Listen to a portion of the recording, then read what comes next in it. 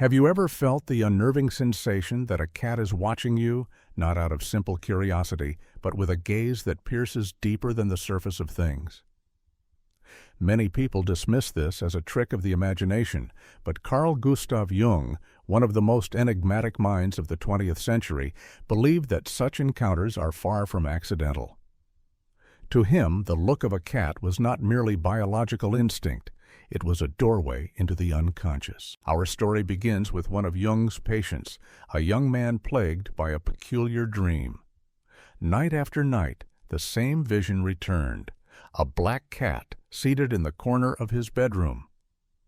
It did not move, did not hiss, did not leap. It only stared, an eternal gaze that felt more like a judgment than a presence. For weeks this dream repeated itself until the young man, restless and disturbed, sought Jung's counsel. Most therapists might have brushed it aside as nothing more than an anxious imagination. But Jung was no ordinary analyst. He paused, thoughtful, as though listening to a voice that resided far beneath the surface of words. Then he uttered a line the patient never forgot. Animals in dreams, especially cats, are living symbols. They represent what we have repressed. They embody our shadow. Jung did not believe in meaningless images. To him, the unconscious was a vast ocean, and every dream was a message washed ashore. Cats, especially, carried weight because of their archetypal power, ancient, universal, haunting. Their gaze, silent yet unyielding, reflected back the parts of ourselves we were unwilling to see. The young man listened, bewildered, but he felt the gravity of the words. Suddenly, his nightly visitor was not just a phantom cat. It was a messenger, a shadow clothed in fur, staring at him with eyes that were not its own, but his. And here lies the curious power of cats within Jungian thought. They do not speak, they do not demand, yet their silence is thunderous. Their presence forces us to confront the invisible. In that moment, the ordinary household cat becomes something much more, a mirror of the unconscious, a guide that beckons us toward what has long been hidden. Think for a moment of your own encounters with cats. That strange sensation when their eyes fix on you without blinking, without reason. What if that moment is not about them at all? What if it is about you, your secrets, your fears, the unresolved chapters of your soul? To Jung, this was not speculation. It was the beginning of revelation. The patient would never dream of the cat again. But in the silence of Jung's study, the seed was planted. Cats were not merely companions. They were living archetypes, and their gaze, ancient and mysterious, was a reminder that the boundary between the inner world and the outer world is far thinner than we care to admit. Carl Jung's words to his patient were not casual. They emerged from one of the most profound ideas in his analytical psychology, the shadow. For Jung, the shadow was the dark twin of the conscious self, the collection of repressed instincts, denied emotions, and forgotten fears that lurk beneath the surface of everyday life. It is not evil by nature, but it is what we fear to face. When Jung said the cat embodied the shadow, he was speaking of this very paradox. Cats, with their independence, nocturnal vision, and aloof mystery, seem to him perfect incarnations of the things we exile from our awareness. Their movements, silent, calculated, sometimes affectionate, and sometimes cruel, mirrored the unpredictable nature of our inner darkness. In Jung's view, most people spend their lives avoiding the shadow.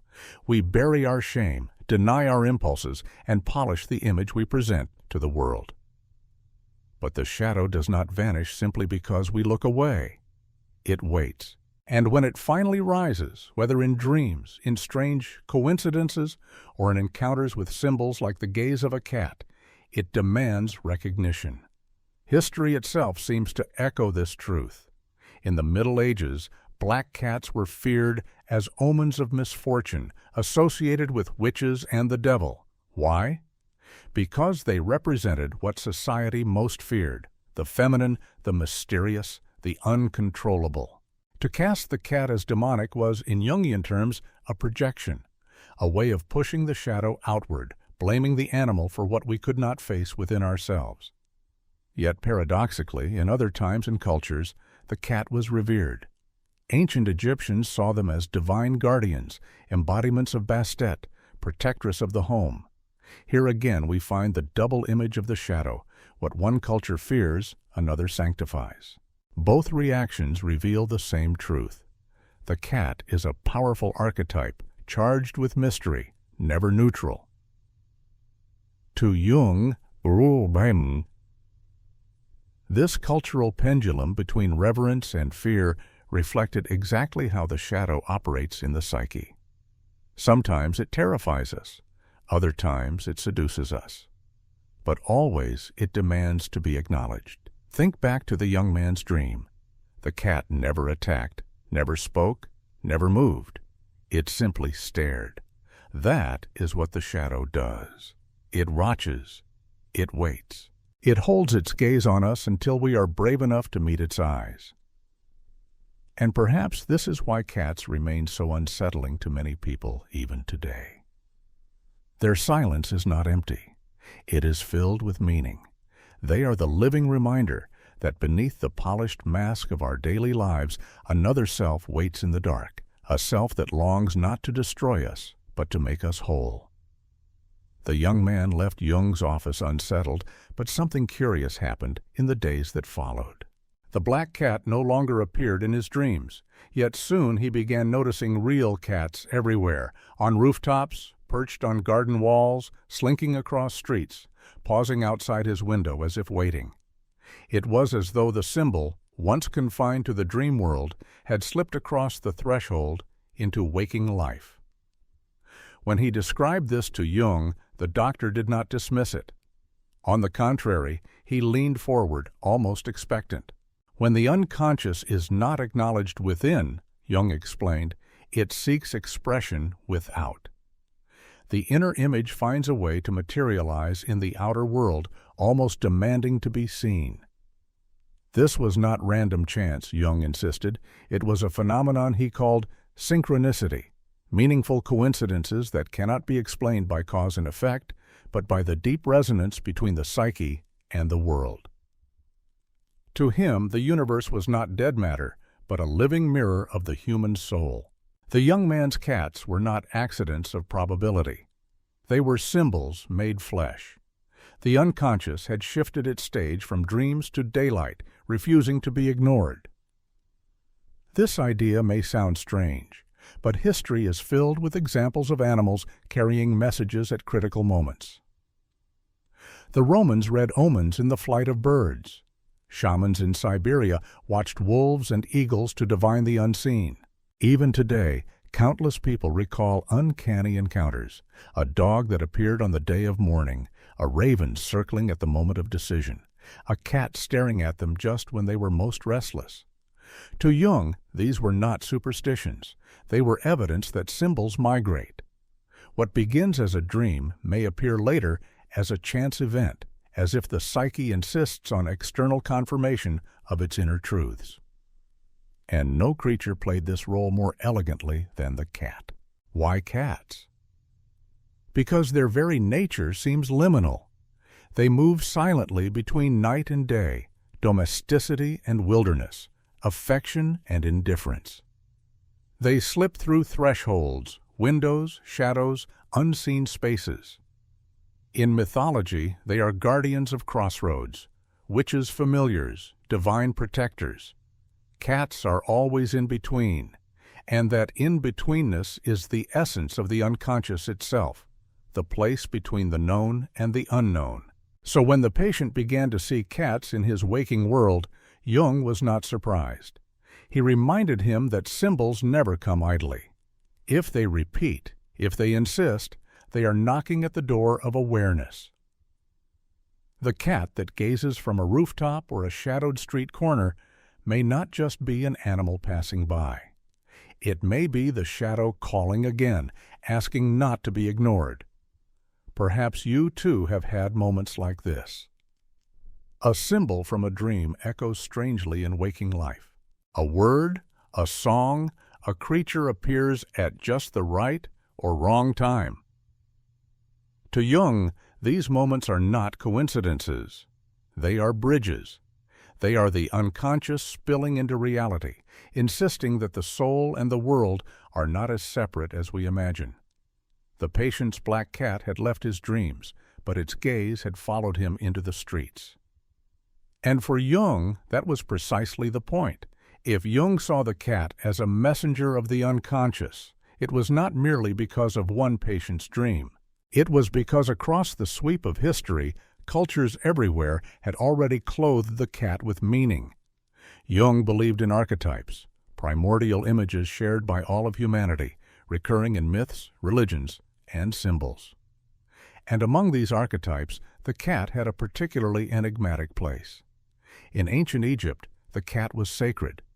To kill one, even accidentally, was punishable by death.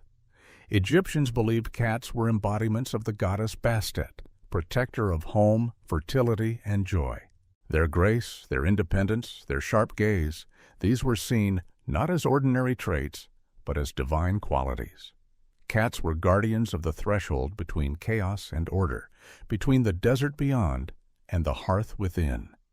Even today, mummified cats found in tombs testify to the reverence Egyptians held for these creatures.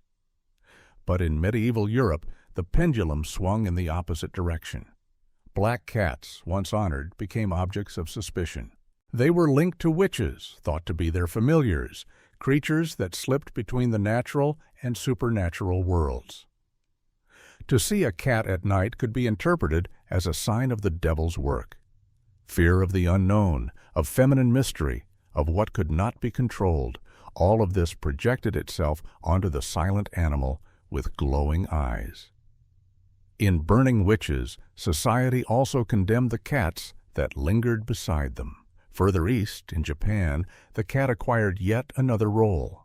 The maneki neko, the beckoning cat with its raised paw, became a charm of fortune, inviting prosperity into shops and homes. Here, the cat's mysterious independence was not feared, but transformed into a symbol of luck, a talisman of unseen benevolence. In China, cats were believed to ward off evil spirits, their watchful eyes protecting both families and temples. How could one creature embody so many different roles? Divine protector, witch's demon, lucky charm, spiritual guardian. For Jung, the answer was simple. All of these roles were masks of the same archetype. They reflected not random cultural quirks, but deep psychological truths shared by humanity. Where fear dominated, the cat became a demon.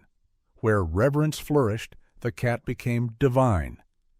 But in every case, the cat was never neutral.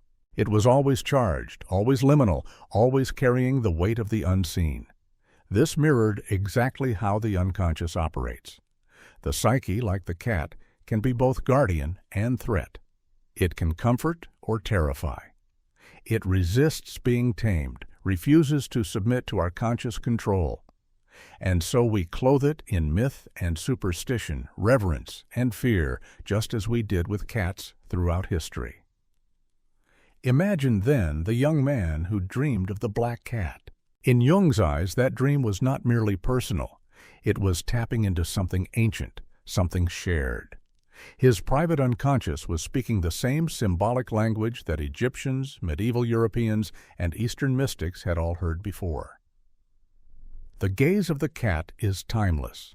To one culture it promises protection, to another it threatens misfortune, but always it draws us into confrontation with the unknown.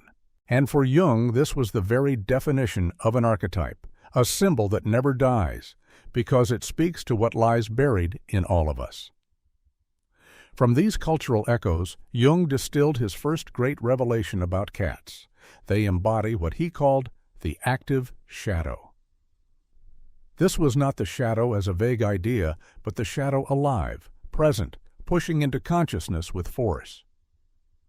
For Jung, the shadow contained everything we repress, our fears, our shame, our guilt, our secret desires. Most of us lock these away, hoping they will vanish.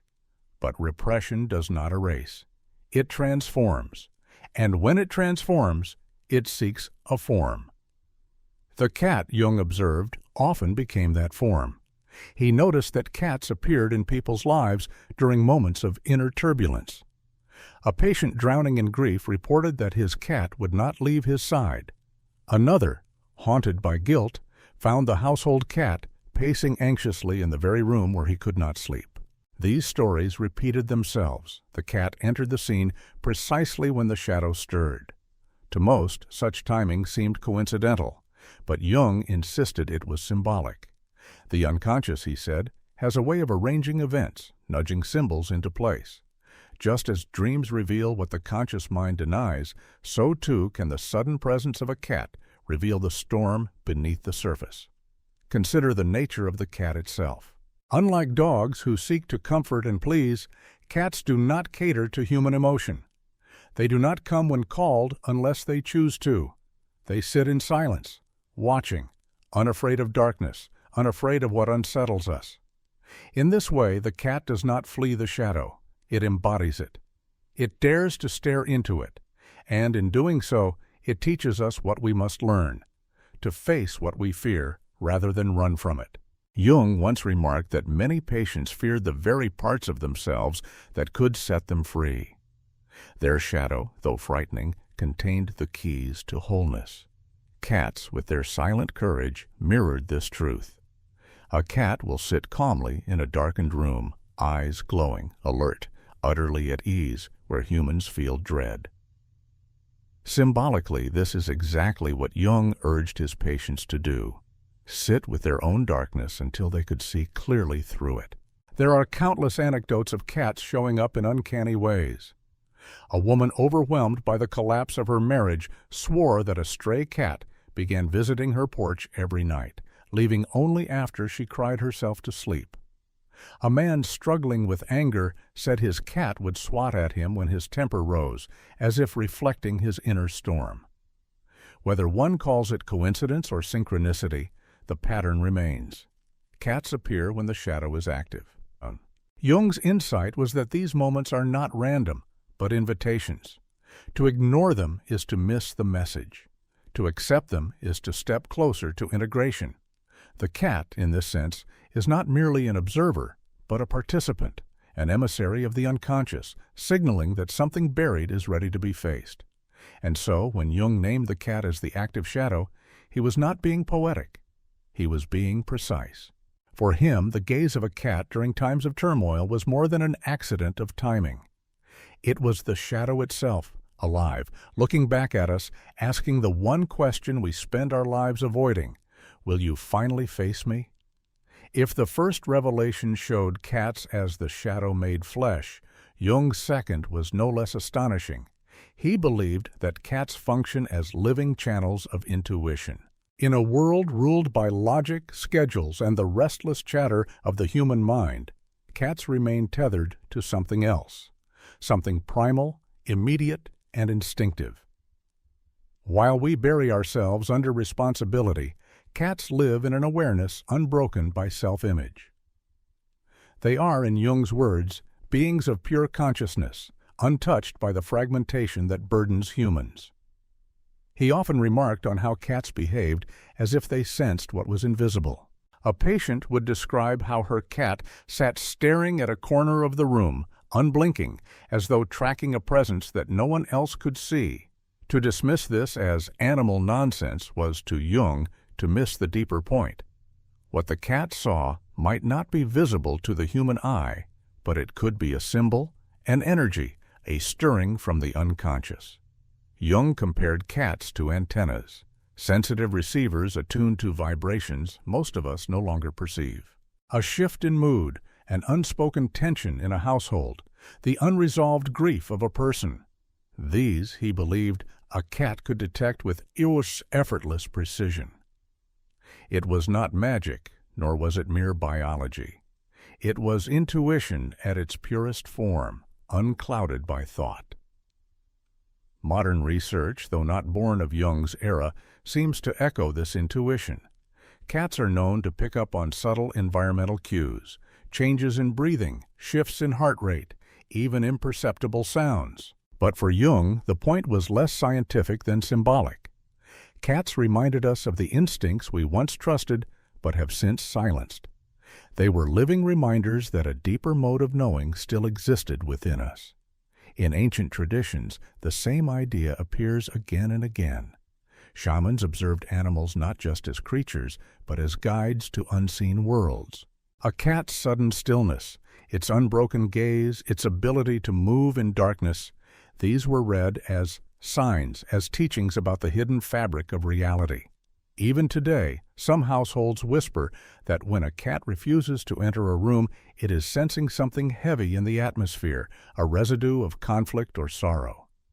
Think of the times your own cat has behaved strangely, darting at shadows, staring through walls, or appearing suddenly in the very moment you felt lost or restless. Jung would argue that these are not trivial quirks. They are subtle signs that the unconscious is stirring, and that the cat, unbound by human logic, has picked up the signal first. To Jung, the intuitive role of the cat was not to frighten us, but to awaken us. We, too, once possessed such sensitivity, but centuries of rationality dulled it. By watching cats, by noticing their silences, their sudden attentions, we are reminded of that forgotten inner compass. And so, in Jung's second revelation, the cat was no longer only the shadow, it was also the seer, the intuitive guide. Its presence in our lives urged us to trust the unspoken, to listen for what cannot be measured, and to honor the subtle energies that surround us at all times.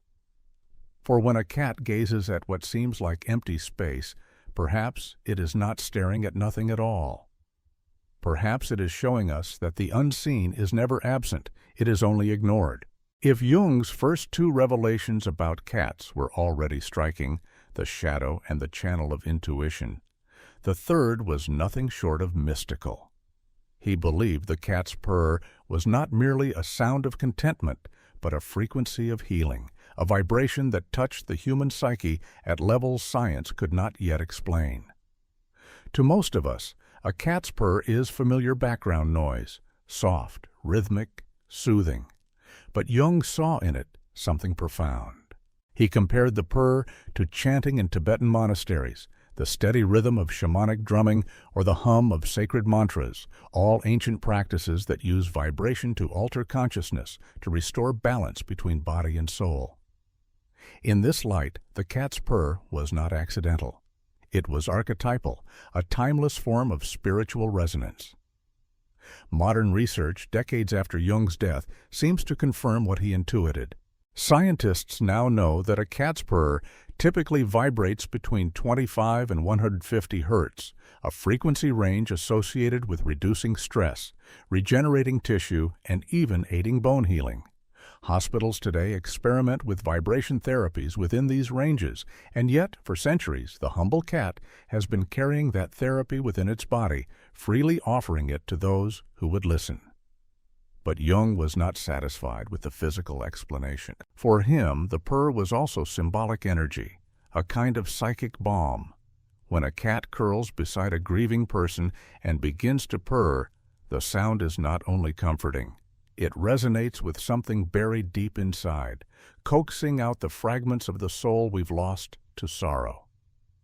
The purr becomes, in Jung's words, a silent prayer, not spoken in language but in vibration. He told his students that symbols often bypass logic and reach the unconscious directly. The purr was such a symbol. It carried meaning not in words but in rhythm, bypassing the rational mind and harmonizing with the hidden layers of the psyche. It whispered to places no human voice could reach. Imagine a person drowning in anxiety, pacing in the quiet of night. Then their cat leaps onto the bed, presses its small body against their chest, and begins to purr. The sound fills the silence, and slowly their breathing steadies. What medicine could do such a thing so effortlessly? To Jung, this was not mere chance. It was the unconscious speaking through the archetype of the cat, delivering healing disguised as simplicity. He urged his patients to notice these moments. The cat does not lecture, it does not analyze. It only rests beside us and vibrates with life, reminding us that balance can be restored not by force, but by resonance. That sometimes the deepest wounds are not healed by words, but by presence. And so, in this third revelation, Jung saw the cat as healer, not in the clinical sense, but in the archetypal sense. A being whose very sound could realign the inner world, drawing scattered fragments of the self back toward wholeness. Perhaps this is why people across ages, across continents, have instinctively reached for cats in times of sorrow. They may not have had Jung's vocabulary for archetypes or unconscious energy, but they knew, as he did, that there is something sacred in the vibration of a purr. To Jung, the cat's purr was never just noise. It was a frequency of the soul, a reminder that the universe heals not only through medicines and logic, but through symbols, through resonance, through the quiet, steady hum of a creature that walks silently between worlds. For Carl Jung, knowledge was never meant to remain abstract. Symbols were not museum pieces to be admired from a distance. They were living realities, tools for transformation. And so, when he spoke of cats as embodiments of the shadow, as intuitive channels, and as healers through their purr, he did not stop at theory. He invited his patients to work with these symbols consciously, to weave them into their daily lives. The first suggestion he often gave was to observe the cat as a living projection of the unconscious. Just as dreams offer a mirror to our inner state, Jung believed that the behavior of animals, especially cats, could reflect hidden truths. If a cat avoids a certain room, grows restless at a particular time, or chooses to sit silently beside you during moments of despair, he urged his patients not to dismiss it. Such behavior, he insisted, might be a symbolic expression of an internal struggle surfacing. This was not superstition, it was awareness. Jung warned against paranoia, reminding patients that the point was not to fear signs, but to pay attention to them. A cat avoiding a dark corner does not mean haunted room. It means ask yourself what shadow of yours hides there. The cat becomes a barometer of the invisible, attuned to what you have not yet acknowledged in yourself. His second practical recommendation was deceptively simple. Keep a symbolic journal. Jung already encouraged his patients to record their dreams, but he extended this to synchronicities and animal encounters. He advised them to note the times when their cat behaved strangely or when it appeared suddenly in pivotal moments of life. Over time, he promised, patterns would emerge, threads linking the outer events with the inner landscape. What once seemed like randomness would reveal itself as dialogue between soul and symbol. Some of his patients were astonished by what they discovered. One woman, for example, realized that every time she sank into despair about her failing marriage, her cat would climb onto her chest and rest there, purring until she fell asleep. Only after months of journaling did she see the pattern. The animal was not reacting to her moods randomly. It was mirroring her shadow's grief, and at the same time offering healing. The third, and perhaps most important, piece of guidance Jung gave was to treat the cat with symbolic respect. To him, the cat was not merely a pet, but a companion on the journey of individuation, the lifelong process of becoming whole by integrating the unconscious into the conscious self. If the cat embodies our shadow, our intuition, and our healing capacity, then to honor the cat is to honor those hidden parts of ourselves. That meant something simple yet profound. Caress the cat with awareness. Allow it to approach when it chooses, not when you demand. Respect its silences. Give thanks for its presence in your hardest hours. Every small gesture of respect, Jung said, activates the archetype, allowing its transformative power to enter your life.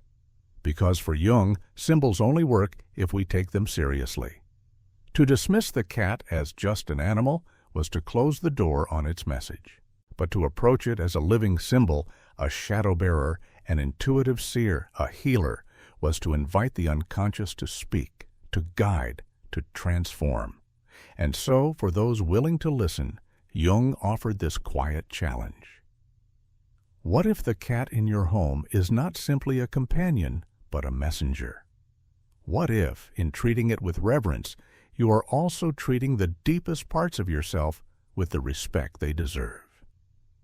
For Jung, nothing in life was truly random. What many called coincidence, he called synchronicity. Those moments when inner need and outer event collide with uncanny precision. To him, the sudden arrival of a cat in one's life was often no mere accident, but a symbolic event timed to the psyche's hidden rhythms. He explained it this way: the unconscious speaks first through dreams and intuitions. If we ignore those whispers, it shifts outward, arranging the external world to reflect what we have not yet acknowledged. And so, a cat appearing at your doorstep during a season of grief, or curling beside you at the exact moment of despair, is not just chance. It is the unconscious sending a living symbol, a messenger draped in fur. History is full of stories that echo this idea. A soldier returning from war, haunted by nightmares, finds a stray cat following him home, refusing to leave until his sleepless nights soften. A widow, lost in mourning, discovers a neighborhood cat that begins appearing only on the evenings she lights a candle for her husband. A young student, paralyzed by indecision, dreams of a cat and wakes to find one perched on his windowsill as dawn breaks. Were these coincidences? Perhaps, but to Jung, the timing itself was the message. The unconscious was speaking in the only language it knows, symbol and synchronicity. He described these events as threshold moments. The soul is ready for transformation, but the conscious mind resists. At that very threshold, the symbol arrives. And few symbols are as haunting, as timeless as the silent gaze of a cat. Why cats? Because they embody the essence of synchronicity itself. They appear when least expected, vanish without explanation, move between shadow and light with uncanny timing. Their lives are woven from unpredictability, and so they become the perfect vessels for meaningful coincidences. To Jung, the arrival of a cat was often the soul's way of saying, "Pay attention. Something within you is ready to be seen." The cat does not come to entertain, nor to demand. It comes to mirror the part of yourself you are most reluctant to face. And perhaps you have felt this too. Perhaps a cat entered your life at just the right or wrong moment. Perhaps it stayed only long enough to leave an imprint, a lesson, a shift in perception. If so, Jung would urge you to see it not as chance, but as design. Because synchronicity, to him, was never about superstition. It was about connection, the secret thread tying the psyche to the world. And every so often, that thread glimmers in the form of a cat, crossing your path, pausing just long enough to remind you the outer world is speaking to your inner one. In the end, Jung's reflections on cats were never simply about animals. They were about us, about the parts of ourselves that lie hidden, waiting, and about the mysterious ways the world conspires to reveal them. To him, the cat was not just a creature, but an eternal archetype, a living symbol that threads its way through dreams, myths, and daily life, whispering truths we struggle to hear.